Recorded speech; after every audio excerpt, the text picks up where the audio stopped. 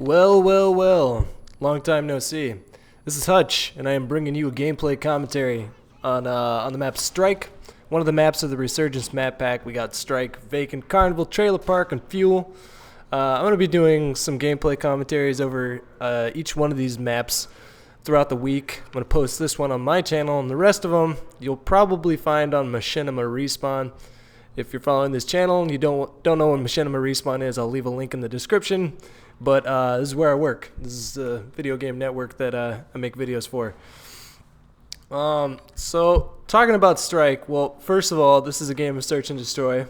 I've played Search and Destroy probably over 100 times on Strike, because when I played COD 4, all I played was Search and Destroy towards the end.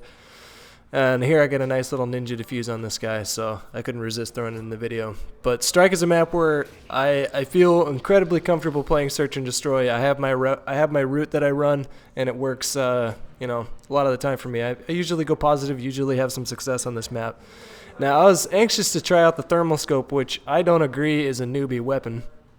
To me, like, the hit detection is a lot more trickier than if you're putting on something like FMJ or, no attachment whatsoever. I showed you that shot right there, just not because it was awesome, but just in case you didn't know about that spawn snipe. It's a pretty easy spawn snipe, especially with the thermal, because they stand out. They're a big, bright, white blob of light. It's a lot of ites in one sentence. And when I first heard that they were importing COD 4 maps into Modern Warfare 2, Strike was immediately a map that came to mind as one that I would like to see. So when I heard that they were bringing it out, I was pretty stoked. Also, my voice is a little raspy right now. I've had a cold for well over a week now, about a week and a half, and so I've been coughing up like a lung. Of course, smoking cigarettes probably doesn't help that, but what are you gonna do? Stop.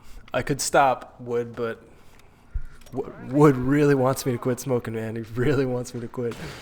But judging from the first map pack, what were the two old maps that came in the map pack 1? It was fuck, I don't even remember. Come on, Wood, what was it? Holy shit! It was it's the NyQuil. I took NyQuil, and my brain does not work. The big one? I don't know. Overgrown. Okay. And Crash. Okay.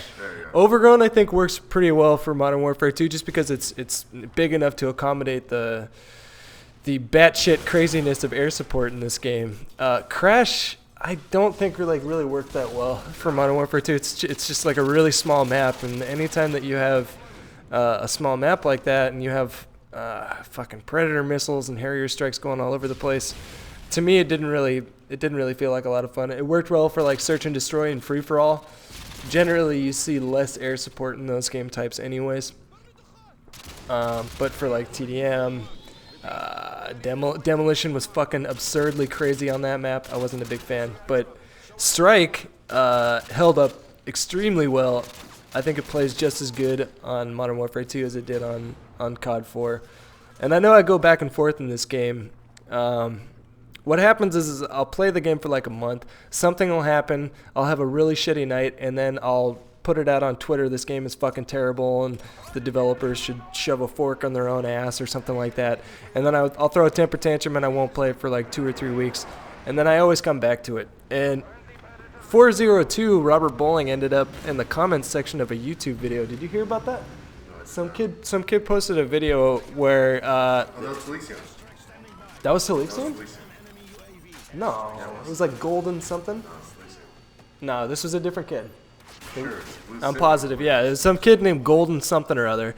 But he posted a video where he said leave a funny comment about Robert Bowling as like a contest, and then Robert Bowling actually showed up in the comments and started defending the game, defending the developers, things like that, against everyone's.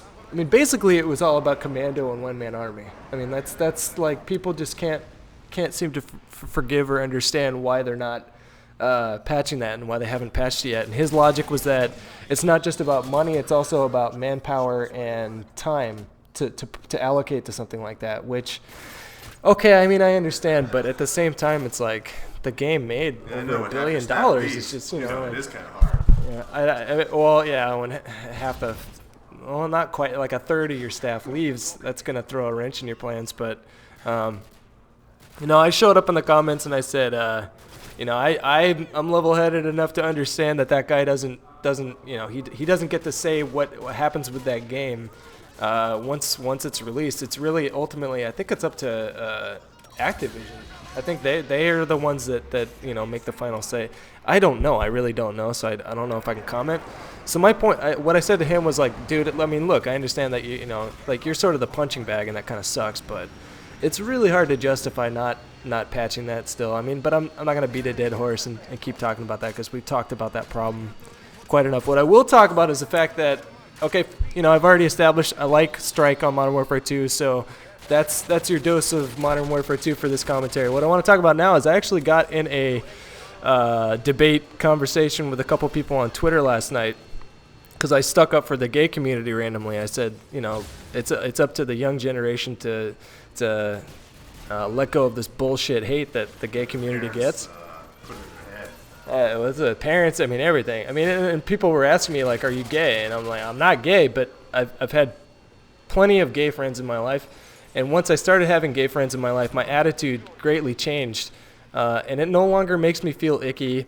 It no longer makes me feel gross, anything like that. But I ended up basically saying it's up to you guys to let go of this hate, and it's bullshit. And it's the same exact shit that we went through in the 1960s with the civil rights movement. I mean, I equate it to that. But this kid made some points that I want to talk about right now. He gave me a point by point, little bullet point little thing on why homosexuality is wrong. Number one, he said it was unproductive. I don't know about you, but I plan on having a lot of unproductive sex in my life. In fact, the majority of the sex that I have in my life is going to be completely unproductive if we're talking about procreating. Number two, they are flamboyant. Well, to respond to that, not all of them are flamboyant. Not all of them are going to show up on your gaydar. In fact, a lot of them you would never have guessed are gay. And a second point on that is that there's nothing inherently wrong with flamboyance, so I don't really understand your point there. Number three, they produce a bad influence on kids, while the divorce rate in this country is over 50% in straight couples, so I'm not really sure where you're going there. Number four, scientifically proven to have shorter lifespans. That might be true. AIDS is a problem in that demographic, but still. Number five, it's unhealthy. That's too vague. I have no idea what you're talking about. Number six, anal sex is unsafe and unhealthy. Well, to that, not all gay men have anal sex, and for that matter, there are plenty of straight people that have anal sex. And I will tell you, it's awesome. Commentary, done. Stuff in that ass.